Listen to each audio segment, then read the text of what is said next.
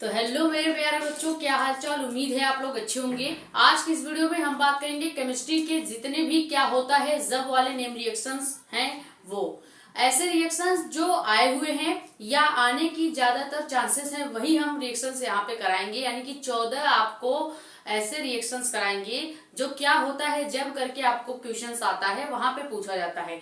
तो 5 नंबर के लिए आपको ये 14 रिएक्शन प्रैक्टिस कर लेनी है 1-2 बार, ताकि एटलीस्ट अगर 1-2 क्या लगभग जैसे एक आपका क्वेश्चन होता है तो उस क्वेश्चन में 5 पॉइंट करके पूछेगा। 5 पॉइंट में एक क्वेश्चन 1 नंबर का होगा, तो टोटल 5 पॉइंट यानी कि 5 नंबर मिल जाएगा। और 5 नंबर का मतलब है कि 1% आपके लिए, ठीक है, क्योंकि 5 सब्जेक्ट है तो इसलिए 1% के लिए आपको ये सारी 14 रिएक्शन जो है वो तैयार करनी है। ठीक है, तो इस वीडियो में आपको 14 नेम रिएक्शंस कराए जाएंगे और यही जो आपको इंपॉर्टेंट रिएक्शंस कराए जाएंगे ये आपको शॉर्ट वीडियो में भी प्रोवाइड करा दिया जाएगा। शॉर्ट वीडियो में आपको अगर नहीं मिलेगा तो आप प्लेलिस्ट में जाएंगे, वहां पे हम नया प्लेलिस्ट बना देंगे क्या होता है जब नेम रिएक्शन के नाम से। वहां पे आपको ये सभी 14 रिएक्शन जो है लॉन्ग वीडियो में तो मिल ही रही है और शॉर्ट वीडियो में भी मिल जाएगी। इसके पहले केमिस्ट्री के जितने भी इंपॉर्टेंट टॉपिक है चैप्टर वाइज हमने सभी टॉपिक करा दिया है। चैप्टर 1 विलियन से लेकर चैप्टर 10 बायोमॉलिक्यूल तक हमने जितने भी टॉपिक्स हैं जो पूछे जाते हैं या जो आ सकते हैं वो सभी करा दिए हैं। प्लेलिस्ट में आपको सभी वीडियोस मिल जाएगी। प्लेलिस्ट का नाम क्या है, class 12 chemistry important question by Sakshi Mishra के नाम से आपको प्लेलिस्ट मिल जाएगा। वहां पे आपको केमिस्ट्री की जितनी भी वीडियोज है, चाहे नेम रिएक्शंस के हो चाहे जो भी है, वहां पे मिल जाएगा। ठीक है, और नेम रिएक्शन के शॉर्ट वीडियो भी हमने आपको 20 प्रोवाइड किए हैं, वो 20 वीडियो आपको प्लेलिस्ट में भी मिल जाएगा। नेम रिएक्शन के नाम से प्लेलिस्ट है, वहां पे आपको वीडियो मिल जाएगी। आज का जो टॉपिक है वो क्या है कि क्या होता है जब करके जितने रिएक्शंस क्लास 12 में केमिस्ट्री में आते हैं वो हम आपको कवर कराएंगे। तो 14 रिएक्शंस आपको कराएंगे, लेकिन उसके पहले अगर आप हमारे चैनल पर नए हैं तो चैनल को सब्सक्राइब कर लें ताकि ऐसी इंपॉर्टेंट और इन्फॉर्मेटिव वीडियो आपके पास आती रहे। ज्यादा से ज्यादा वीडियो को लाइक एंड शेयर कर दें ताकि और भी लोग जुड़ जाएं। अपने कमेंट्स या डाउट आप यहाँ पर या आप हमारे इंस्टाग्राम पे भी पूछ सकते हैं। इंस्टाग्राम का नाम क्या है, मेडिको एस्पेरेंट साक्षी मिश्रा के नाम से आपको इंस्टाग्राम की आईडी मिल जाएगी, वहां पे आप ज्वाइन हो सकते हैं। ठीक है, इंस्टाग्राम पे हमने अपने चैनल का ही बैनर का फोटो लगा रखा है, वहां पे आप ढूंढ सकते हैं। आईडी नाम क्या है तो लिख के बता देते हैं, मेडिको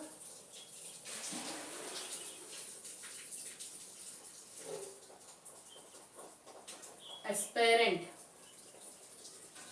साक्षी मिश्रा के नाम से आपको इंस्टाग्राम आईडी मिल जाएगी। ठीक है, यहाँ पे भी आप अपने डाउट्स पूछ सकते हैं। यूट्यूब पे तो आप पूछ ही सकते हैं, इंस्टाग्राम पे भी अपने डाउट्स वगैरह पूछ सकते हैं। ठीक है, अब हमारे रिएक्शंस क्या हैं ये देखते हैं। देखिए क्या होता है जब वाले जितने भी रिएक्शंस होते हैं 5 नंबर का ये आपका एक क्वेश्चन बन के आता है पूरा का पूरा। जैसे क्वेश्चन कैसे आएगा कि शुष्क ईथर की उपस्थिति में ब्रोमोबेंजीन की क्रिया। ब्रोमोबेंजीन का मतलब क्या है कि बेंजीन रिंग के ऊपर Br यानी ब्रोमीन का जुड़ना ही ब्रोमोबेंजीन कहलाता है। ठीक है, तो शुष्क ईथर यानी जो ड्राई ईथर होगा, सूखा ईथर जो होगा, उसकी उपस्थिति में ब्रोमोबेंजीन की क्रिया मैग्नीशियम से यानी Mg से कराते हैं तो क्या होता है। अब ये क्वेश्चन इतना बार पूछा है कि अगर हम यहाँ पे सन लिखने बैठते हैं कि 2023, 24, 25 तो बहुत ज्यादा और लाइन कवर हो जाती है, इसलिए हमने डायरेक्ट यहाँ पे वेरी इंपॉर्टेंट लिख दिया है। इसका मतलब ये रिएक्शन आपको देखकर ही जाना है और हम तो कहेंगे 14 ही रिएक्शन है, 14 रिएक्शन आप तैयार कर सकते हो। अगर 14 रिएक्शन से आपके 5 नंबर बनते हैं यानी 1% बनता है तो आपको ये जरूर तैयार करना चाहिए। ठीक है, तो अगर शुष्क ईथर की उपस्थिति में ब्रोमोबेंजीन की क्रिया हम मैग्नीशियम से कराते हैं यानी Mg से कराते हैं तो क्या बनता है, तो शुष्क ईथर की उपस्थिति में ब्रोमोबेंजीन की क्रिया Mg यानी मैग्नीशियम से कराने पर क्या बनेगा, फिनाइल मैग्नीशियम ब्रोमाइड। अब फिनाइल मैग्नीशियम ब्रोमाइड किस नेम रिएक्शन में बन रहा था हमने आपको कराया है, याद करिए जब हमने आपको ग्रिग्नार्ड अभिकर्मक यानी ग्रिग्नार्ड अभिक्रिया कराई थी नेम रिएक्शन में, वहां पे लास्ट में जो कंपाउंड आपको बनता था प्रोडक्ट के रूप में वो क्या बनता था, फिनाइल मैग्नीशियम ब्रोमाइड। ठीक है, तो कैसे बनेगा रिएक्शन एक बार फिर से देख लेते हैं। हमें किसकी क्रिया करानी है, ब्रोमोबेंजीन की क्रिया, यानी बेंजीन रिंग होगा और उस पर Br लगा देंगे यानी ब्रोमीन लगा देंगे। तो बेंजीन रिंग पर Br लगा दिया तो ब्रोमीन बन गया और बेंजीन रिंग पे Br लगा है तो ब्रोमोबेंजीन पढ़ा जाएगा। इसका नाम क्या हो जाएगा, ब्रोमोबेंजीन। Bromo benzene. अब इसी ब्रोमो बेंजीन की क्रिया हमें किसके साथ करानी है? Mg के साथ यानी मैग्नीशियम के साथ करानी है। तो जब ब्रोमो बेंजीन की क्रिया हम मैग्नीशियम धातु के साथ कराएंगे या मैग्नीशियम कंपाउंड के साथ कराएंगे तो क्या बनना चाहिए? फिनाइल मैग्नीशियम ब्रोमाइड, जिसे ही हम ग्रिग्नार्ड अभिकर्मक भी कहते हैं। तो बना देते हैं। अब यहां से देखिए ये जो Mg है ये Br के आगे लग जाएगा तो क्या बन जाएगा आपका? पूरा बेंजीन रिंग वैसे ही रहेगा और Br भी वही रहेगा। बस Br के आगे जिस Mg यानी मैग्नीशियम से आप रिएक्शन करा रहे हैं वो यहाँ पे लिख देंगे। तो MgBr आपके बेंजीन रिंग पे जब लग जाएगा तो इसका नाम हो जाएगा phenyl magnesium bromide. Phenyl magnesium bromide. ठीक है, ये है आपका कंप्लीट रिएक्शन। तो यही छोटा सा रिएक्शन है। आपको डायरेक्ट कैसे पूछेगा कि शुष्क की उपस्थिति में ब्रोमो बेंजीन की क्रिया मैग्नीशियम से कराते हैं, केवल रासायनिक सूत्र लिखिए। तो आपको केवल ये रिएक्शन लिखना होगा। ये जो हमने हिंदी में लिख रखा है ये आपको वहां पर लिखने की जरूरत नहीं पड़ेगी। ये केवल हमने आपको समझाने के लिए लिखा है ताकि आप अगर हिंदी वाला पढ़ेंगे तो आपको रिएक्शन भी अच्छे से समझ में आएगा। और अगर आप ऐसा नहीं है कि बोर्ड एग्जाम में लिख देंगे तो नंबर कटेगा, बिल्कुल नहीं, लेकिन आपका टाइम जाएगा। जितना कहा जाए आप उतना ही ज्ञान वहां पे दीजिएगा, ज्यादा अपना दिमाग वहां पे मत लगाइएगा। अगर केवल रिएक्शन या केवल रासायनिक सूत्र लिखने को कहेगा तो केवल केवल रिएक्शन ही लिख के आएंगे। और अगर कहेगा पूरा अभिक्रिया लिखिए या और कुछ नहीं बोलेगा, अभिक्रिया लिखने को कहेगा तो आप हिंदी और ये भी लिख सकते हैं। ठीक है, वैसे नंबर नहीं कटने वाला है लेकिन आपका टाइम फालतू जाएगा। तो वही टाइम आप अपने किसी ऐसे क्वेश्चन पे लगा देंगे जो शायद उससे ज्यादा नंबर दे, इसलिए केवल उतना ही दीजिएगा जितना पूछा जाए। तो ये आपका पहला जो रिएक्शन है वो कंप्लीट हुआ। ये स्क्रीनशॉट कर लीजिए। फिर दूसरा देखते हैं।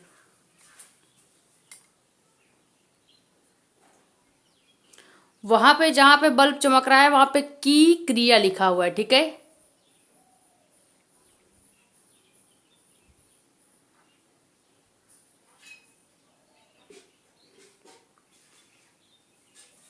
तो सेकेंड आपका रिएक्शन क्या है कि क्लोरोबेंजीन की क्रिया नाइट्रिक अम्ल यानी HNO3 के साथ कराने पर क्या बनता है। तो कैसे पूछेगा, क्या होता है जब क्लोरोबेंजीन की क्रिया नाइट्रिक अम्ल से की जाती है। ठीक है, तो ये क्वेश्चन आया पहली बार किस सन में है? तो 25 में आया था, 2022 में, 20 में, 18 में और 10 में आया हुआ इंपॉर्टेंट आपका रिएक्शन है। ठीक है, तो जब हम क्लोरोबेंजीन की क्रिया नाइट्रिक अम्ल यानी HNO3 के साथ कराते हैं तो क्या बनता है? आर्थोक्लोरोनाइट्रोबेंजीन। मेन प्रोडक्ट याद रखेंगे, रिएक्शन के बाद प्रोडक्ट क्या बन रहा है यानी उत्पाद क्या बन रहा है। तो जब हम क्लोरोबेंजीन यानी बेंजीन के ऊपर Cl का लगना क्लोरोबेंजीन कहलाता है। तो क्लोरोबेंजीन यानी कि बेंजीन के ऊपर Cl का रिएक्शन अगर हम HNO3 यानी नाइट्रिक अम्ल के साथ कराएंगे तो आर्थो यानी आर्थो पोजीशन पे क्लोरोनाइट्रोबेंजीन बनता है। तो बना के देख लेते हैं। देखिए हमें रिएक्शन किसकी करानी है? क्लोरोबेंजीन की। तो क्लोरोबेंजीन यानी बेंजीन रिंग के ऊपर Cl का जुड़ना, तो बेंजीन रिंग उसके ऊपर हमने लगा दिया Cl, इसको पढ़ेंगे क्लोरोबेंजीन। अब इसकी क्रिया हमें किसके साथ करानी है? नाइट्रिक अम्ल के साथ। नाइट्रिक अम्ल आपका क्या होता है? HNO3। ठीक है, नाम भी लिख देते हैं, ये आपका हो गया नाइट्रिक अम्ल। ठीक है, नाइट्रिक एसिड। और ये आपका हो गया क्लोरोबेंजीन। ठीक है, बहुत सिंपल रिएक्शन है, बस एक दो बार प्रैक्टिस की जरूरत है। रिएक्शन जब करेंगे तो क्या बनेगा? आर्थोक्लोरोनाइट्रोबेंजीन। अब देखिए कैसे बनेगा आर्थोक्लोरोनाइट्रोबेंजीन। हमें इस HNO3 में से केवल HNO2 ही चाहिए। ठीक है, क्योंकि हमें चाहिए आर्थोक्लोरोनाइट्रोबेंजीन। तो यहाँ पे देखिए जो ये क्लोरीन वाला पार्ट है, बेंजीन रिंग पे क्लोरीन वाला जो पार्ट है वो हम पूरा उधर लिखेंगे, इसमें कोई चेंज हम नहीं करेंगे। तो यानी आपका Cl और यहाँ पे बेंजीन रिंग एकदम सेम रहेगा, नो चेंज। अब करेंगे क्या? यहाँ पे देखिए HNO3 है। ठीक है, HNO3 है, हमें केवल HNO2 चाहिए। तो यहाँ से NO2 जो है वो हम Cl के पास ले आएंगे, यानी इधर Cl के पास नहीं बल्कि इसके सेकेंड कार्बन पे। ठीक है, बेंजीन रिंग के सेकेंड कार्बन पे, क्योंकि हमें आर्थो पोजीशन पे नाइट्रिक अम्ल को जोड़ना है। तो हम आर्थो पोजीशन ये रहा, यहाँ पे हम जोड़ देंगे क्या, नाइट्रिक अम्ल यानी H या फिर NO2, ठीक है। ये आपका क्या हो जाएगा, क्लोरोनाइट्रो। यहां तक सही है, क्लोरोनाइट्रो बेंजीन हमने बना दिया।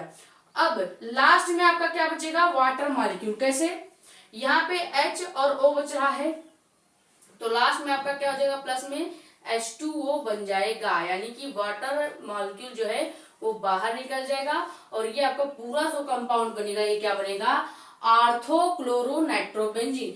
आर्थो पोजीशन पे आपका क्या है, क्लोरीन है, और ये आपका हो जाएगा नाइट्रो, और यहाँ पे बेंजीन है ही, ठीक है, बेंजीन रिंग पे हम लिख ही रहे हैं। तो पूरा क्या हो जाएगा, आर्थो क्लोरो नाइट्रोबेंजीन, नाइट्रोबेंजीन, ठीक है। ये आपका कंप्लीट रिएक्शन हो जाएगा। कुछ नहीं करना था आपको, HNO3 जो नाइट्रिक अम्ल है वहां से केवल HNO लेना है। HNO को आपको बेंजीन रिंग के दूसरे कार्बन पे जोड़ देना है, यानी आर्थो पोजीशन पे HNO2 को जोड़ देना है। जब आप आर्थो पोजीशन पे HNO2 को जोड़ देंगे तो इस पूरे कंपाउंड का, इस पूरे स्ट्रक्चर का नाम क्या हो जाएगा, आर्थो क्लोरोनाइट्रोबेंजीन। और यहाँ पे H और O बचा ही है, तो H और O जब बचेगा तो लास्ट में H2O हम निकाल देंगे, ठीक है। तो ये आपका कंप्लीट रिएक्शन हो जाएगा कि अगर क्लोरोबेंजीन की क्रिया नाइट्रिक अम्ल से कराएंगे तो क्या बनेगा, आर्थो क्लोरोबेंजीन बनता है। ये स्क्रीनशॉट कर लीजिए, फिर हम तीसरा क्वेश्चन देखेंगे।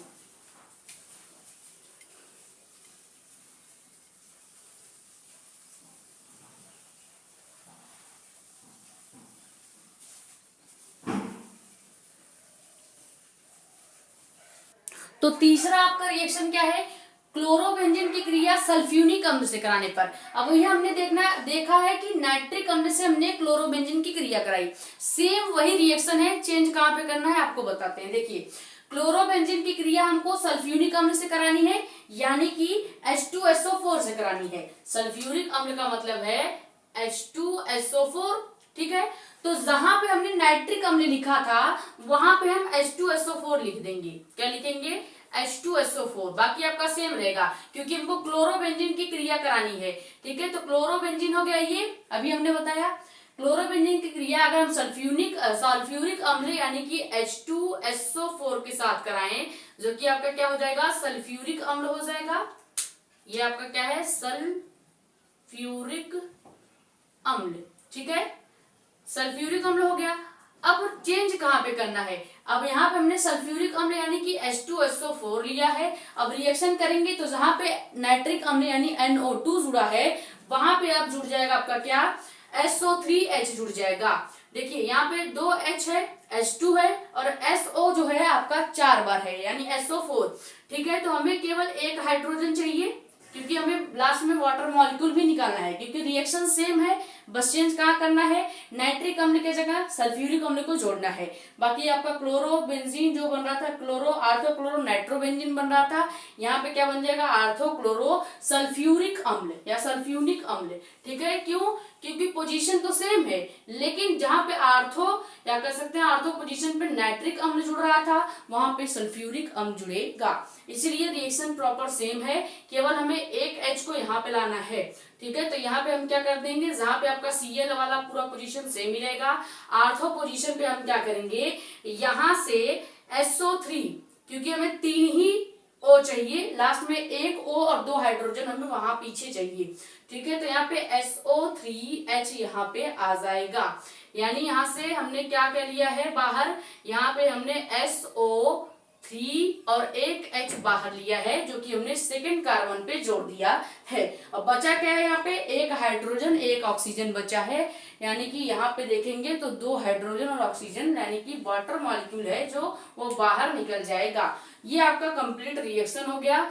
यहाँ पे जो लास्ट में नाइट्रोबेंजीन होगा वहां पे हम आर्थो क्लोरो सल्फ्यूनिक अम्ल लिख देंगे। क्या लिख देंगे, सल्फोनिक अम्ल। रिएक्शन पूरा सेम था, इसलिए हमने इसी रिएक्शन में आपको ये भी समझा दिया। ठीक है, ये क्वेश्चन भी 25 में, 22 में, 20 में और 18 में और 10 में आया हुआ क्वेश्चन है, क्योंकि दोनों क्वेश्चन सिमिलर है, इसीलिए एक ही सेट में दोनों क्वेश्चन डाल दिया जाता है। ठीक है, तो जब आप क्लोरोबेंजीन की क्रिया सल्फ्यूरिक अम्ल यानी H2SO4 से कराते हैं, ये हमने बाहर निकाला है, तो इसको हम ऐसे दर्शा देंगे। ठीक है, और इसको 1 मिनट रुके, ये प्रॉपर आके सेकेंड कार्बन पे जुड़ जाएगा।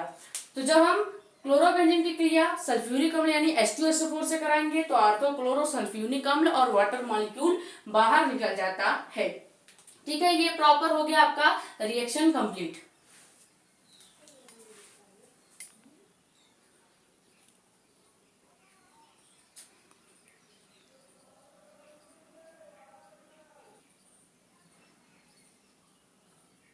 तो चौथा आपका रिएक्शन क्या है कि क्लोरोफॉर्म की क्रिया हमको एसीटोन के साथ करानी है।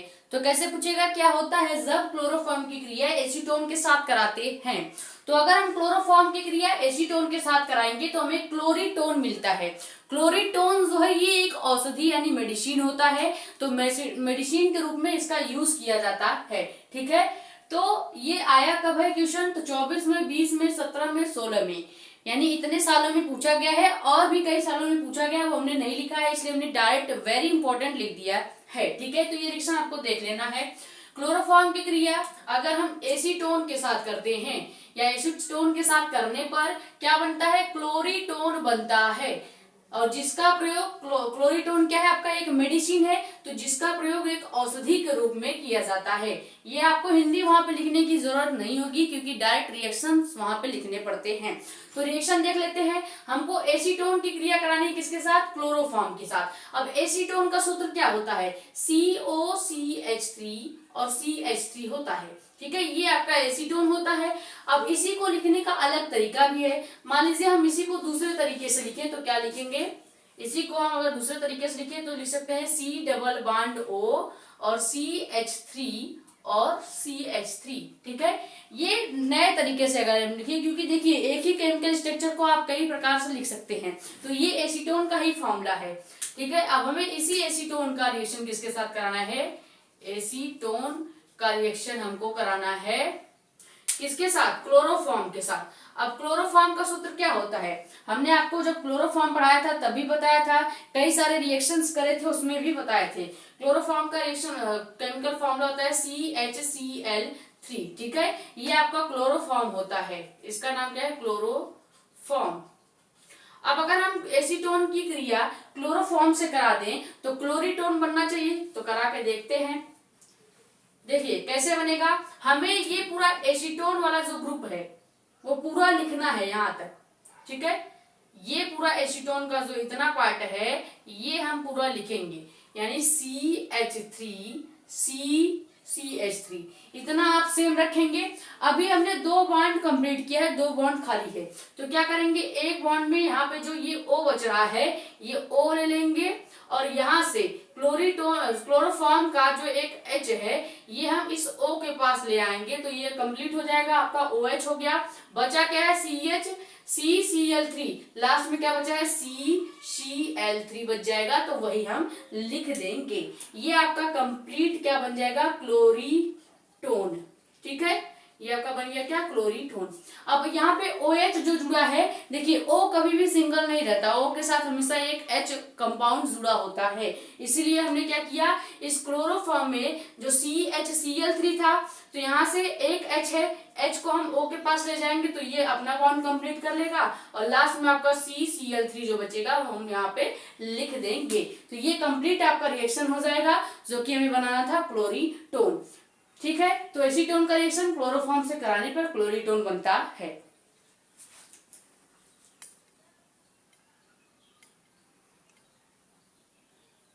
स्क्रीनशॉट कर लीजिए, बहुत इंपॉर्टेंट क्वेश्चन है ये।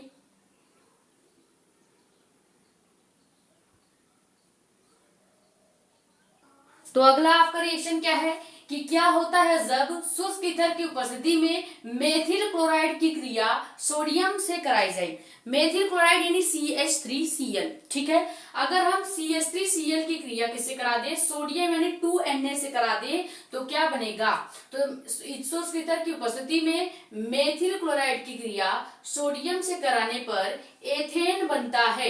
एथेन का मतलब है CH3 सिंगल बॉन्ड CH3, ठीक है, ये एथिल कंपाउंड होता है। तो करा के रिएक्शन देखते हैं, हमें किसकी क्रिया करानी है, मेथिल क्लोराइड की क्रिया, यानी CH3 मेथिल हो गया और Cl जोड़ देंगे तो पूरा नाम क्या हो जाएगा, मेथिल क्लोराइड। इसका पूरा नाम क्या हो गया, मेथिल क्लोराइड, ठीक है। अब इसी मेथिल क्लोराइड की क्रिया हमको किसके साथ करानी है, 2NaCl 2Na के साथ, यानी कि सोडियम के साथ। अब हमें मेथिल क्लोराइड का यहाँ पे दो कंपाउंड लेना पड़ेगा, तभी हमारा एथेन बनेगा, क्योंकि एथेन का जो फॉर्मूला होता है वो CH3 सिंगल बॉन्ड CH3 होता है। अब अगर हम मेथिल क्लोराइड का दो कंपाउंड लेंगे तभी तो हम यहाँ से CH और दूसरे वाले मेथिल क्लोराइड से CH3 निकाल पाएंगे, ठीक है। तो इसलिए हम मेथिल क्लोराइड का दो कंपाउंड लेंगे, यानी CH3 और फिर से CH3।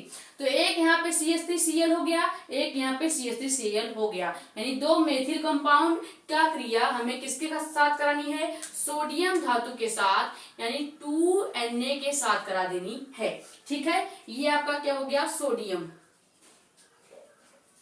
अब अगर हम इसका रिएक्शन कराएंगे तो क्या बनना चाहिए, एथेन। कैसे बनेगा, एक आपका जो मेथिल क्लोराइड है यहाँ से हम CH3 निकाल लेंगे, दूसरा आपके इस वाले मेथिल क्लोराइड से हम CH3 निकाल लेंगे, तो यही हमको बनाना था एथेन। तो यहाँ पे एक CH3 सिंगल बॉन्ड CH3 हो जाएगा और लास्ट में बचेगा क्या, आपका पूरा 2Na और इधर 2 Cl बच रहा है। तो अगर हम 2NaCl लिख दें तो देखिए यहाँ पे 2Na है, यहाँ पे एक Cl और एक Cl, यानी 2 Cl भी है और 2 Na भी है। तो अगर हम NaCl के आगे 2 लिख रहे हैं तो इसका मतलब 2 Na और 2 Cl हमने यहाँ पे लिख दिया है। तो ये आपका एथेन हमको बनाना था लास्ट में, तो हमने यहाँ पे एथेन भी बना दिया है। कुछ नहीं करना था आपको, केवल मेथिल क्लोराइड का फॉर्मूला पता होना चाहिए या केमिकल स्ट्रक्चर, जो कि क्या होता है CH3Cl। अगर हम CH3Cl के दो कंपाउंड का क्रिया सोडियम यानी 2Na के साथ करा देते हैं तो एथेन बन जाएगा, यानी कि इस वाले कंपाउंड से CH3 और इस वाले कंपाउंड से भी CH3 अगर हम एक बॉन्ड के साथ जोड़ दें तो एथेन पढ़ा जाता है। और लास्ट में आपका NaCl बच रहा था, वो भी दो मॉलिक्यूल, तो हम 2NaCl लिख देंगे। ये आपका कंप्लीट रिएक्शन हो गया। ये रिएक्शन जो है वो 25 में, 24 में, 23 में, 22 में, 20 में, 16 में और 18 में आया हुआ बहुत ज्यादा इंपॉर्टेंट रिएक्शन है, ठीक है। इसको स्क्रीनशॉट कर लें, फिर आगे के रिएक्शंस देखते हैं।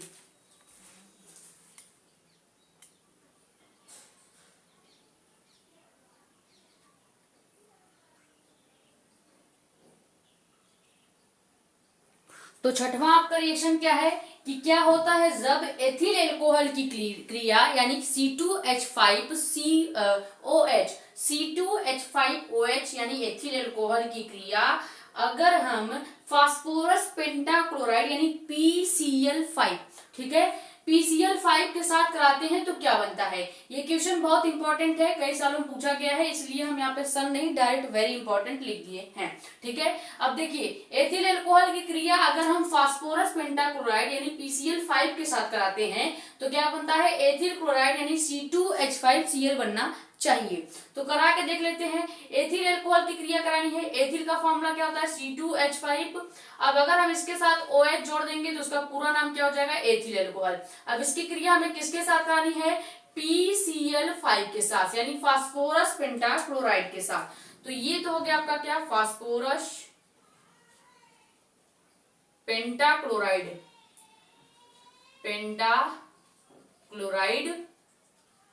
और ये आपका क्या हो गया, एथिल एल्कोहल।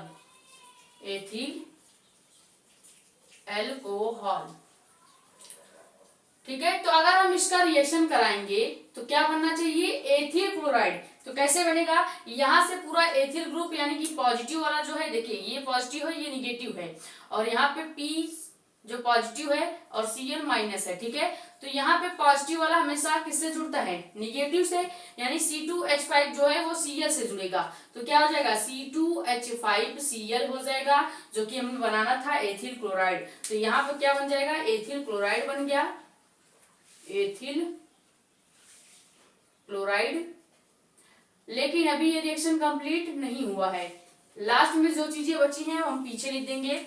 एथिल क्लोराइड लिखने के बाद देखिए यहाँ पे हमने केवल एक Cl बाहर लिया है, यानी यहाँ पे PCl4 पूरा बचा हुआ है और यहाँ पे OH जो है बचा हुआ है। तो हम क्या करेंगे, पीछे आपका PCl3 जोड़ देंगे, ठीक है, PCl3 जोड़ेंगे या फिर POCl3 जोड़ेंगे, क्योंकि O भी तो लिखना है। तो देखिए एक मिनट, यहाँ से एथिल ग्रुप आ गया और यहाँ से एक क्लोराइड आया, अभी 4 क्लोराइड और एक फास्फोरस बचा है, यहाँ पे एक O और H बचा है। तो यहाँ पे POCl3 लिख दें तो हमारे पास केवल एक Cl बच गया है और इधर एक H बच गया है। तो लास्ट में HCl भी हम लिख देंगे। तो हमने पूरा कंपाउंड को स्टेबल भी कर दिया और ये आपका कंप्लीट रिएक्शन भी हो जाएगा। कि अगर हम एथिल अल्कोहल की क्रिया फास्फोरस पेंटाक्लोराइड से कराएंगे तो एथिल क्लोराइड बनेगा और लास्ट में POCl3 और HCl जो है आपका बच जाएगा, वो हम पीछे लिख देंगे। तो ये आपका कंप्लीट रिएक्शन है, स्क्रीनशॉट कर लें, फिर हम आगे के रिएक्शंस देखते हैं।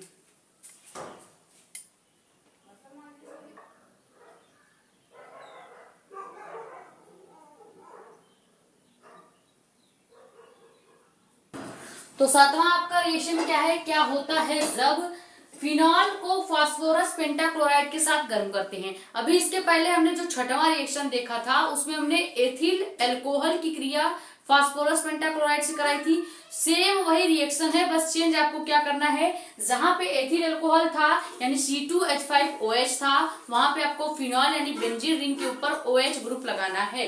तो करके देखते हैं, अगर फिनॉल की क्रिया हम फास्फोरस पेंटाक्लोराइड के साथ गर्म करते हैं तो क्लोरोबेंजीन बनता है, यानी पहला प्रोडक्ट का नाम केवल लिखना होता है आपको। तो पहला प्रोडक्ट क्या बनेगा, क्लोरोबेंजीन बनेगा। तो हमें किसकी क्रिया करानी है, फिनॉल की क्रिया। ये रिएक्शन आया कब कब है, 25 में, 22 में, 18 में, 16 में और 14, इतने सालों में ये रिएक्शन आया हुआ है, तो बहुत ही ज्यादा इंपॉर्टेंट है, ठीक है। तो अगर हम फिनॉल की क्रिया करा दें, फिनॉल आपका क्या होता है, बेंजीन रिंग के ऊपर OH ग्रुप, ठीक है, OH ग्रुप का जुड़ना ही फिनॉल कहलाता है। तो ये आपका फिनॉल हो गया।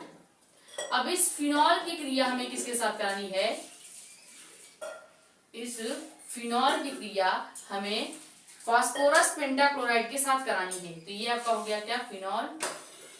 अब इसकी क्रिया हम फास्फोरस पेंटाक्लोराइड यानी PCl5 के साथ करा दें तो क्या बन जाएगा, सबसे पहला जो प्रोडक्ट बनेगा, यहाँ पे देखिए PCl5 है, यानी अगर हम एक Cl यहाँ पे OH के स्थान पे एक Cl जोड़ दें तो क्या बन जाएगा आपका, पहले क्लोरोबेंजीन बनाना था तो पहले क्लोरोबेंजीन बन जाएगा। आपको ये फिनॉल के ऊपर एक जो Cl है इस फिनॉल के ऊपर जोड़ देना है, यानी Cl और फिर यहाँ पे बेंजीन रिंग, ठीक है। तो ये आपका क्या बन जाएगा, क्लोरोबेंजीन, क्योंकि बेंजीन रिंग के ऊपर Cl का जुड़ना क्लोरोबेंजीन कहलाता है। तो ये आपका क्या है, क्लोरोबेंजीन, जो कि हमें बनाना था। और लास्ट में आपका क्या हो जाएगा, यहाँ पे अभी PCl4 बचा हुआ है, फास्फोरस पेंटाक्लोराइड में से देखिए PCl4 बचेगा, ठीक है। तो यहाँ से लास्ट में P और यहाँ पे OH है पहले का ही, एल्कोहल ग्रुप का या कह सकते हैं फिनॉल ग्रुप का, तो O यहाँ पे आ जाएगा और Cl3 आ जाएगा और लास्ट में आपका HCl जो है वो बच जाएगा, ठीक है। कैसे हुआ देखिए, हमें बनाना था क्या, क्लोरोबेंजीन। अब यहाँ पे पहले से फिनॉल में OH ग्रुप है, इस OH ग्रुप को हम हटाएंगे और यहाँ पे एक Cl जो है इस OH ग्रुप के स्थान पे जोड़ देंगे तो क्लोरोबेंजीन बन जाएगा। अब यहाँ पे बचा क्या है, PCl4 बचा है, तो हमें केवल PCl3 ही चाहिए, क्योंकि लास्ट में हमको HCl यानी कि आपको HCl अम्ल भी निकालना है। तो यहाँ पे P और जो एक O था यहाँ पे फास्फोरस के बगल में ले आएंगे और Cl3 आपका लिख देंगे, तो एक H और Cl लास्ट में बचेगा, तो एक H और Cl हम लास्ट में लिख देंगे। ये आपका कंप्लीट रिएक्शन है किसका, फिनॉल को अगर हम फास्फोरस पेंटाक्लोराइड के साथ गर्म करेंगे तो क्या बनेगा, क्लोरोबेंजीन बनता है। ये स्क्रीनशॉट कर ले, फिर आगे के रिएक्शंस देखते हैं।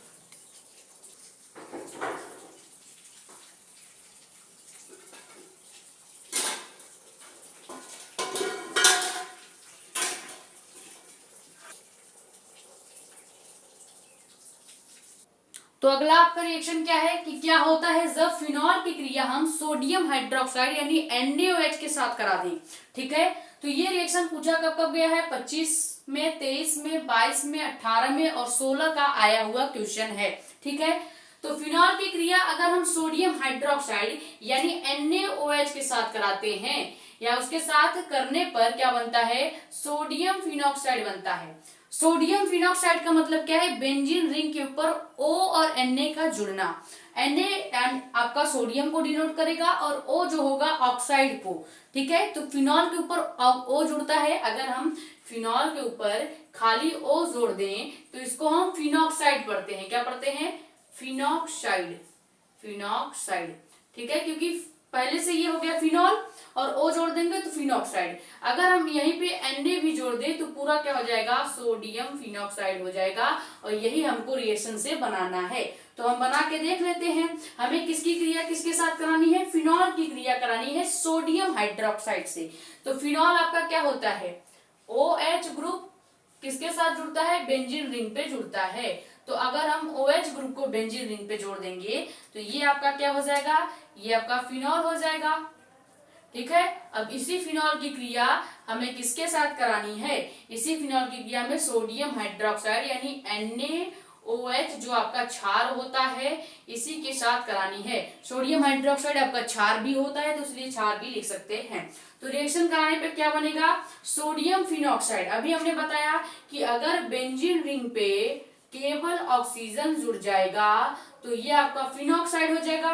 और यहां से अगर हम Na को भी इस H को हटा के, इस H को मान लीजिए हम इस वाले OH के पास ले जाएंगे। ठीक है, इस H को हम NaOH में जो लास्ट में OH है उसके पास ले आएंगे और Na जो है यानी सोडियम जो है वो यहाँ पे ऑक्सीजन के पास ले आएंगे तो पूरा हो गया आपका सोडियम फिनॉक्साइड। और लास्ट में हमने इस H को इस OH के पास ले आया है यानी H2O हो जाएगा, क्योंकि पहले से H और O है और एक H और आ जाएगा तो H2O हो जाएगा यानी वाटर मॉलिक्यूल बन जाएगा।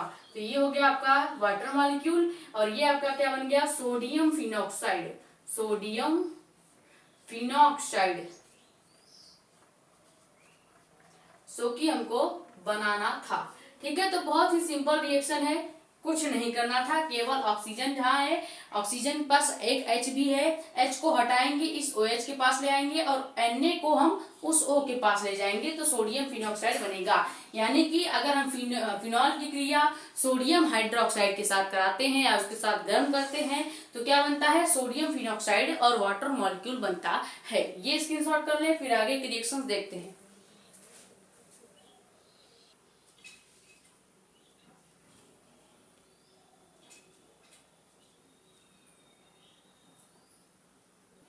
तो अगला आपका रिएक्शन क्या है कि क्या होता है जब फिनॉल को जिंक चूड़ के साथ यानी कि जिंक पाउडर के साथ हम गर्म करें। ठीक है, तो अगर हम फिनॉल को जिंक पाउडर यानी Zn के साथ गर्म करते हैं तो केवल बेंजीन बनेगा। कैसे बनता है अभी दिखाते हैं। देखिए हमें रिएक्शन क्या करना है, फिनॉल की क्रिया करानी है Zn के साथ। तो फिनॉल आपका क्या होता है, बेंजीन रिंग पर OH। ठीक है, तो हम फिनॉल की क्रिया कराएंगे Zn के साथ यानी कि जिंक चूर्ण के साथ। तो जब इसके साथ कराएंगे ये तो हो गया आपका क्या, फिनॉल। ठीक है, और ये आपका हो गया क्या, जिंक चूर्ण या जिंक पाउडर भी आप लिख सकते हैं। तो इसको हमें क्या करना है, गर्म करना है। तो जब हम इसको गर्म करेंगे तो क्या बन जाएगा, यहाँ पे केवल बेंजीन रिंग बनेगा यानी OH जो है ये आपके Zn के पास आ जाएगा। तो क्या हो जाएगा, इधर आपका बन जाएगा केवल बेंजीन रिंग। ठीक है, और लास्ट में आपका क्या हो जाएगा, ZnO बचेगा। ठीक है, ये हाइड्रोजन जो है इस बेंजीन रिंग के साथ ही जुड़ा हुआ है। ठीक है, तो ये आपका कंप्लीट रिएक्शन हो जाएगा जिसमें हमें बेंजीन बनाना था। अब इसी रिएक्शन को आप एक तरह से और लिख सकते हैं। पहले ये रिएक्शन एक बार और समझ लीजिए। फिनॉल की क्रिया अगर हम जिंक चूर्ण के साथ कराते हैं तो Zn है। ठीक है, Zn है और बेंजीन रिंग के साथ हर बेंजीन रिंग में जब आप इसका स्ट्रक्चर देखेंगे तो सभी कार्बन के साथ हाइड्रोजन जुड़ा हुआ होता है, लेकिन वो दिखता नहीं है। तो यहाँ पे एक ये जो हाइड्रोजन है, यहाँ पे हमने हाइड्रोजन शो किया है, तो वही हाइड्रोजन यहाँ भी जुड़ा है लेकिन दिख नहीं रहा है। तो ठीक है, ये आप कह सकते हैं ये आपका बेंजीन हो जाएगा। आप हाइड्रोजन लगाएं या ना लगाएं, केवल हमें बेंजीन बनाना था, बेंजीन बना दिया, लास्ट में ZnO बच जाएगा, क्योंकि जिंक चूर्ण है, इसके साथ गर्म करेंगे, Zn बच रहा है और ये जो O है इस Zn के पास आ जाएगा, तो पूरा क्या हो जाएगा ZnO, यानी कि जिंक ऑक्साइड लास्ट में बचेगा। अब यही रिएक्शन एक तरह से और लिखा जा सकता है, कैसे? देखिए, हमने बताया था कि फिनॉल का जो या बेंजीन रिंग का जो केमिकल फॉर्मूला होता है C6H6 होता है, ठीक है, C6H6 होता है, यानी जहां जहां आप बेंजीन रिंग बना रहे हैं वहां पे आप C6H6 भी लिख सकते हैं। जैसे यहाँ पे हमने फिनॉल लिखा है, यानी एक बेंजीन रिंग और OH है। अब यहाँ पे एक बॉन्ड पे हमने OH जोड़ दिया है, यानी कि हम C6H6 की जगह CH5 लिखेंगे, C6H5 लिख सकते हैं, C6H5। क्यों? क्योंकि एक बॉन्ड पे हमने एक H बॉन्ड पे हमने O जोड़ दिया है, ठीक है, तो एक H बॉन्ड पे हमने O जोड़ दिया है, इसलिए C6H5 और OH, ये आपका क्या हो गया, फिनॉल का फॉर्मूला हो गया। प्लस जिंक के साथ जब रिएक्शन कराएंगे तो गर्म करने पर क्या बन जाएगा, बेंजीन रिंग पूरा बनेगा, यानी C6H6 बन जाएगा और लास्ट में ZnO बन जाएगा। ये आपका कंप्लीट रिएक्शन है। यानी अगर बेंजीन देखा जाए तो यही आपका बेंजीन का केमिकल स्ट्रक्चर होता है, ये स्ट्रक्चर फॉर्मूला है, और ये आपका जो क्लोज स्ट्रक्चर फॉर्मूला है ये है, और ये आपका ओपन स्ट्रक्चर फॉर्मूला है बेंजीन का, ठीक है। तो यहाँ पे अगर आप बेंजीन के एक बॉन्ड के साथ OH लगा रहे हैं तो आपको C6H5 ही लिखना पड़ेगा, वरना अगर आप कोई बॉन्ड नहीं लगाएंगे तो C6H6 प्रॉपर लिखेंगे, ठीक है। तो ये स्क्रीनशॉट कर लीजिए, फिर आगे के रिएक्शंस देखेंगे।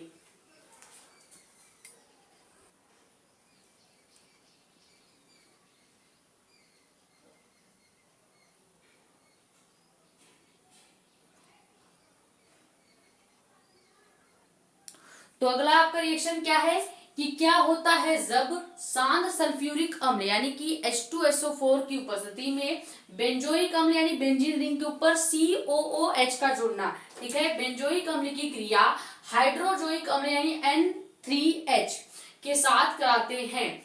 ये आपका रिएक्शन है। आया कब कब है, 25 में, 24 में, 22 में, 19 में, 18 में, 17 में, 15 में, 13 में, 12 में, यानी वेरी वेरी इंपॉर्टेंट क्वेश्चन है, ठीक है, इतने सालों में पूछा गया है। तो क्या लिखेंगे कि शांत सल्फ्यूरिक अम्ल की उपस्थिति में बेंजोइक अम्ल की क्रिया हाइड्रोजोइक अम्ल से कराने पर क्या बनता है, एनिलीन बनता है, एनिलीन बन रहा है, इसलिए ये बहुत बार पूछा गया है। तो हमें किसकी क्रिया करानी है, बेंजोइक अम्ल की क्रिया करानी है हाइड्रोजोइक अम्ल से। अब बेंजोइक अम्ल का फॉर्मूला क्या होता है, बेंजीन रिंग पे अगर आप COOH यानी कि ये आपका अम्ल का फॉर्मूला होता है, COOH आपके अम्ल को डिनोट करता है, और बेंजीन रिंग पर अगर COOH लगा देंगे तो बेंजोइक अम्ल पढ़ा जाएगा। तो ये आपका हो गया बेंजोइक अम्ल, बेंजोइक अम्ल। अब इस बेंजोइक अम्ल की क्रिया हमको किसके साथ करानी है, हाइड्रोजोइक अम्ल के साथ। हाइड्रोजोइक अम्ल का हमने आपको फॉर्मूला बताया था, N3H होता है, जैसे आपका अमोनिया का NH3 होता है, ये अमोनिया का फॉर्मूला है। अगर इस H के बाद जो 3 लगा है इसको N के बाद लगा देंगे तो यही आपका हाइड्रोजोइक अम्ल पढ़ा जाएगा, ठीक है। तो यहाँ पे हाइड्रोजोइक अम्ल के साथ कराना है, यानी N3H के साथ हमको रिएक्शन कराना है, जो कि क्या है आपका हाइड्रोजोइक अम्ल, हाइड्रोजोइक अम्ल। अब देखिए ये रिएक्शन कराएंगे तो क्या बनेगा, इसके साथ हमें किसके प्रेजेंस में कराना है, शांत सल्फ्यूरिक अम्ल की उपस्थिति में। यहाँ पे हम लिखेंगे सांद्र H2SO4, ठीक है, शांत सल्फ्यूरिक अम्ल की उपस्थिति में बेंजोइक अम्ल की क्रिया हाइड्रोजोइक अम्ल से कराने पर एनिलीन बनता है। एनिलीन का मतलब क्या है कि बेंजीन रिंग पर NH2 का जुड़ना, ठीक है, बेंजीन रिंग पर NH2 का जुड़ना। तो यहाँ से पूरा बेंजीन रिंग यहाँ पे लाएंगे ही, ठीक है, यहाँ से पूरा बेंजीन रिंग तो हमें यहाँ लाना ही पड़ेगा। अब इस पे हम क्या करेंगे, यहाँ पे N3 है और H1 है। हाइड्रोजोइक अम्ल में N3H का मतलब है कि आपके पास N3 है और एक H है, तो हमें 2 N चाहिए। 2 N हम यहाँ पे ले आएंगे इस वाले कार्बन के पास, तो यहाँ पे क्या हो जाएगा N2H, पूरा हम N2H यहाँ पे ले आएंगे। एक आपका N बचेगा, ठीक है, एक आपका यहाँ पे N बचेगा। यहाँ पे एक मिनट रुकिए, यहाँ पे NH2 हो जाएगा, ठीक है, हमें केवल एक ही N चाहिए। यहाँ पे 2 N आपका बचेगा, एक N यहाँ पे लाएंगे, N, ठीक है, ले आएंगे, और यहाँ पे H पहले से ही है, एक H पहले से ही है, तो एक N और H यहाँ पे ले आएंगे, तो क्या हो जाएगा NH2 हो जाएगा। और यहाँ पे पहले से COO है, यानी कि कार्बन डाइऑक्साइड, CO2 जो है आपका बाहर निकल जाएगा, और यहाँ पे N2 बचेगा, तो N2 गैस भी यानी नाइट्रोजन गैस भी बाहर निकल जाएगी। तो ये बनेगा क्या, बेंजीन रिंग पर NH2 का जुड़ना यानी एनिलीन, एनिलीन बन जाएगा, और कार्बन डाइऑक्साइड और नाइट्रोजन गैस बाहर निकलेगी। देखिए यहाँ पे हमारे पास NH3 या N3H है, यानी हमारे पास 3 N और एक H है। हम केवल एक N और H जो है हम इस वाले H के पास ले जाएंगे, तो क्या हो जाएगा NH2 हो जाएगा। यहाँ पे CO और O है यानी CO2 है, तो लास्ट में CO2 जोड़ देंगे। यहाँ पे हमारे पास N2 बच रहा है, तो नाइट्रोजन गैस भी लास्ट में बाहर निकल जाएगी। ये है आपका रिएक्शन कि अगर हम सल्फ्यूरिक अम्ल की उपस्थिति में बेंजोइक अम्ल की क्रिया हाइड्रोजोइक अम्ल से कराते हैं, तो एनिलीन यानी बेंजीन रिंग के ऊपर NH2 का पाया जाना या NH2 का पाया जाना ही बेंजो क्या कहलाता है, एनिलीन कहलाता है।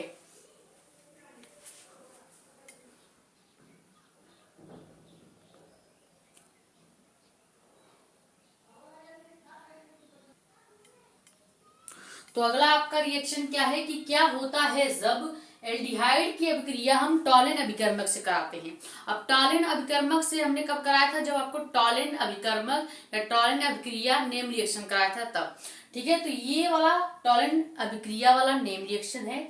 नीचे आपका फेलिंग विलियन से जो रिएक्शन हम कराएंगे वो फेलिन अभिक्रिया वाला नेम रिएक्शन है। तो नेम रिएक्शन से ही आपके क्या होता है, जब वाले ज्यादातर क्वेश्चंस अरेंज किए जाते हैं। तो ये वाला क्या है, पहले 11वां देखते हैं फिर 12वां देखेंगे, क्योंकि दोनों एक जैसे सेम ही है, दोनों एक साथ एक ही स्लाइड में देखेंगे तो आप डिफरेंस कर सकते हैं कि क्या अंतर है दोनों में, ठीक है। तो एल्डिहाइड की क्रिया या अभिक्रिया टॉलिन अभिकर्मक यानी Ag2O के साथ कराने पर, टॉलिन अभिकर्मक क्या होता है आपका, Ag2O के साथ कराते हैं तो क्या होता है। तो ये आया कब कब है, 2023 में, 22 में, 20 में, और क्योंकि ये नेम रिएक्शन भी है इसलिए बहुत इंपॉर्टेंट है। तो एल्डिहाइड की क्रिया टॉलिन अभिकर्मक यानी Ag2O से कराने पर क्या बनता है, रजत दर्पण यानी कि 2Ag बनता है। तो सबसे पहले एल्डिहाइड ग्रुप क्या होता है, R यानी कि एक एल्किल ग्रुप, और CHO ग्रुप ही आपका एल्डिहाइड को शो करता है। तो ये आपका क्या हो जाएगा, एल्डिहाइड। अब इसी एल्डिहाइड की क्रिया हमको किसके साथ करानी है, इस एल्डिहाइड की क्रिया हमको टॉलिन अभिकर्मक यानी Ag2O के साथ करानी है।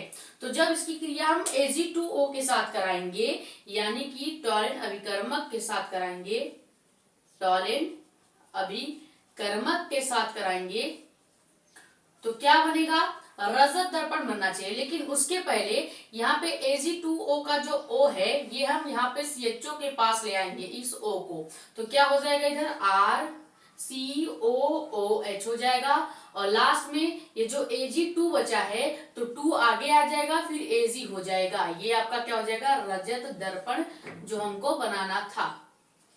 अब ये रजत दर्पण है इसलिए ये यहाँ पे एकत्रित हो जाएगा अवक्षेप के रूप में, ठीक है। तो ये आपका हो गया क्या, टॉलिन अभिकर्मक वाला रिएक्शन या टॉलिन अभिक्रिया वाला रिएक्शन। ये आपका नेम रिएक्शन में भी पूछा जाता है। तो अगर हम एल्डिहाइड की अभिक्रिया टॉलिन अभिकर्मक यानी Ag2O के साथ कराएंगे तो पहले एक एल्किल ग्रुप और COOH यानी कि कार्बन डाइऑक्साइड या कह सकते हैं कार्बोहाइड्रेट ग्रुप, ठीक है, वो बनेगा, COOH ग्रुप बनेगा, और लास्ट में आपका रजत दर्पण यानी 2Ag जो है अवक्षेप ग्रुप में एकत्रित हो जाएगा। ये आपका है 11वां रिएक्शन। 12वां आपका क्या होगा कि क्या होता है जब एल्डिहाइड की क्रिया हम फेलिंग विलयन के साथ कराते हैं। दोनों रिएक्शन सेम है, बस जहां पे आपने टॉलिन अभिकर्मक लिया है वहां पे आपको फेलिंग विलयन या फेलिंग अभिकर्मक लेना है। तो कैसे करेंगे, फिर से हम एल्डिहाइड ग्रुप ले लेंगे, यानी RCHO, ये हो गया एल्डिहाइड ग्रुप। अब इसकी क्रिया हम किसके साथ कराएंगे, क्यूप्रस ऑक्साइड से, यानी 2CuO। CuO क्या होता है, देखो Cu आपका क्यूप्रिक या क्यूप्रिस पढ़ा जाता है, और O हो जाएगा तो क्यूप्रस ऑक्साइड। ठीक है, तो इसका पूरा नाम क्या हो जाएगा, क्यूप्रस ऑक्साइड, क्यूप्रस ऑक्साइड हो जाएगा।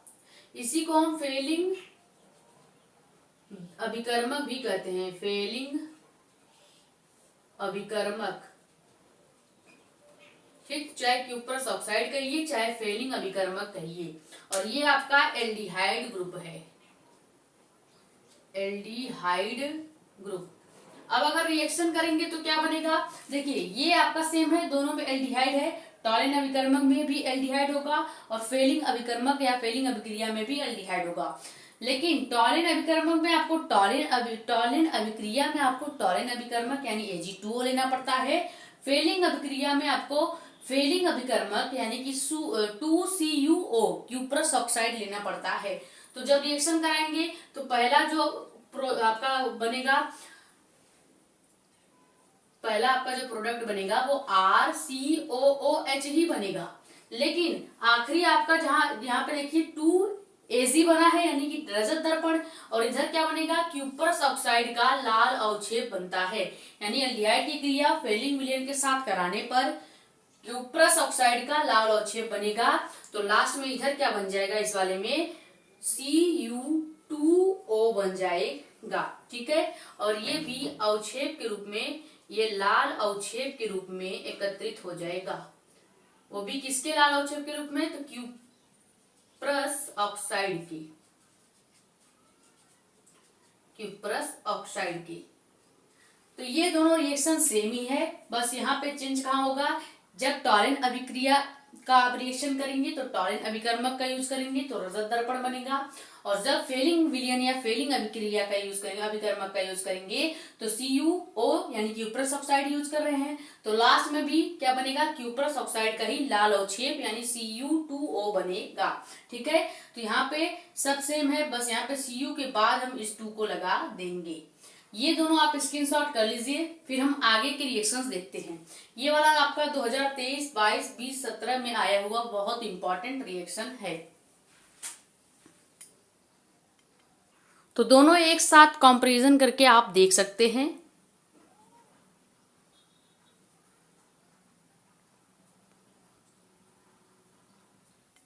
तो अगला आपका रिएक्शन क्या है कि क्या होता है जब एसिटेमाइड की क्रिया नाइट्रस अम्ल यानी HNO3 के साथ कराते हैं। तो क्या बनेगा, अगर एसिटेमाइड की क्रिया हम नाइट्रस अम्ल के साथ कराएंगे तो एसिटिक अम्ल बनता है। कैसे बनेगा, अब एसिटेमाइड का फॉर्मूला सबसे पहले क्या होता है, CH3CONH2। ठीक है, ये आपका एसिटेमाइड का फॉर्मूला होता है, जो कि क्या है, CH3CONH2। इसको पढ़ेंगे एसिटेमाइड, एसिटेमाइड। ठीक है, अब इसी की क्रिया हमको किसके साथ करेंगे, नाइट्रस अम्ल के साथ। नाइट्रस अम्ल आपका क्या होता है, HNO3। ठीक है, ये आपका नाइट्रस अम्ल है, नाइट्रस अम्ल। अब अगर हम इसकी रिएक्शन कराएंगे तो क्या बनना चाहिए, एसिटिक अम्ल। कैसे बनेगा, यहाँ एसिटेमाइड से CH3CO तक आपको लेना है, CH3CO तक पूरा ले लेंगे, तो CH3CO इधर हो गया।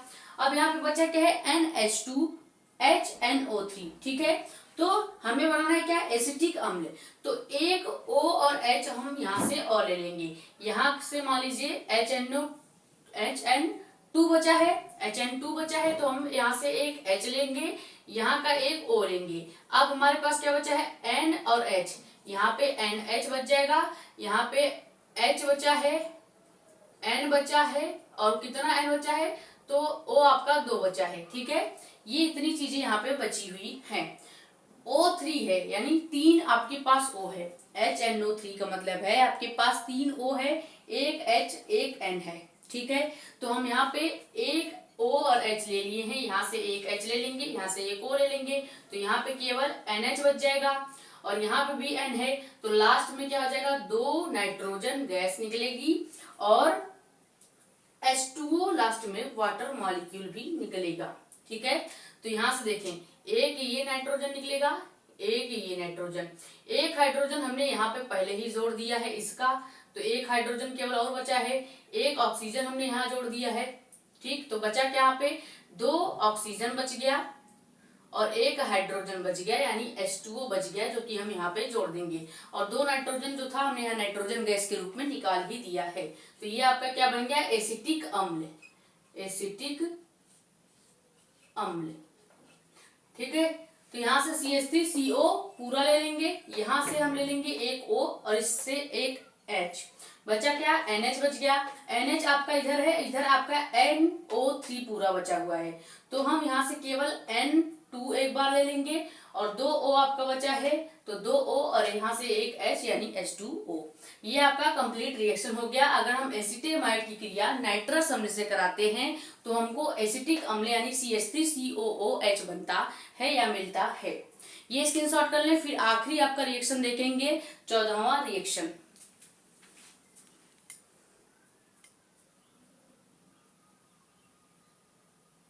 तो आखिरी आपका रिएक्शन क्या है कि क्या होता है जब एसीटोन की क्रिया, एसीटोन आपको बताया है COCH3CH3, ठीक है। एसीटोन की क्रिया हाइड्रोजन साइनाइड यानी HCN से कराते हैं। तो अगर हम एसीटोन की क्रिया हाइड्रोजन साइनाइड यानी HCN से कराएंगे तो एसीटोन साइनोहाइड्रीन क्या बनता है, एसीटोन साइनोहाइड्रीन बनता है। तो एसीटोन का फॉर्मूला सबसे पहले क्या होता है, COCH3CH3, चाहे ऐसे लिखिए या आप CH3CO⋯CH3 भी लिख सकते हैं, ठीक है। तो ये मान लीजिए हम इस वाले के साथ कराते हैं, इसके साथ नहीं, इस नीचे वाले के साथ कराएंगे तो क्या बनेगा, दोनों एक ही है, लिखने का बस अलग अलग तरीका है। आप एसीटोन का फॉर्मूला चाहे ये लिखिए चाहे ये लिखिए। तो मान लीजिए हम नीचे वाला लेके चल रहे हैं, ठीक है। तो ये आपका क्या हो गया, एसीटोन। अब इस एसीटोन की क्रिया हमें किसके साथ करानी है, हाइड्रोजन साइनाइड यानी HCN, ठीक है। CN का मतलब साइनाइड, H लगा देंगे तो हाइड्रोजन साइनाइड, ठीक है। इसका नाम क्या हो जाएगा, हाइड्रोजन साइनाइड, ठीक। अब इसकी रिएक्शन जब हम कराएंगे तो एसीटोन साइनाइड साइनोहाइड्रो या साइनोहाइड्रीन बनता है। एसीटोन साइनोहाइड्रीन कैसे बनेगा, यहां से हम पूरा C और O तक लेंगे। पहले हम कहां तक लेंगे, CH3CH3C तक। तो इधर से आपका CH3C और CH3 आ जाएगा। अब एक और बांड हमें यहाँ पे जोड़ना है, 4 कार्बन के बांड कंप्लीट करने हैं, तो यहाँ पे ऑक्सीजन भी लगा देंगे। अब ऑक्सीजन कभी भी हाइड्रोजन के बिना नहीं रहता है, तो यानी ये जो H होगा ये इस ऑक्सीजन के पास चला जाएगा तो OH हो जाएगा। एक और बॉन्ड हमें कंप्लीट करना है, तो यहाँ पे लास्ट में CN जो बचेगा हम यहाँ पे लास्ट में CN भी जोड़ देंगे, ठीक है। तो यानी जब भी एसीटोन को आप अगर खुला स्ट्रक्चर देखेंगे, ये तो क्लोज स्ट्रक्चर है, जब ओपन स्ट्रक्चर के साथ रिएक्शन कराएंगे तो कार्बन और CH3 तक आपको लेना है, यानी यहाँ तक आपको चीजें सेम ही लेनी है। और ऑक्सीजन भी आपको लेना है, यानी पूरा का पूरा एसीटोन आपको लेना है। फिर आपको ऑक्सीजन के पास हमेशा हाइड्रोजन जोड़ना पड़ता है, तो इस ऑक्सीजन के पास हम हाइड्रोजन को जोड़ देंगे तो बच गया CN। जो CN होगा वो लास्ट में सेकेंड वाले बॉन्ड से जुड़ जाएगा और ये आपका बनेगा क्या, acetone cyanohydrin, acetone cyanohydrin, cyanohydrin, ठीक। यही हमको बनाना था।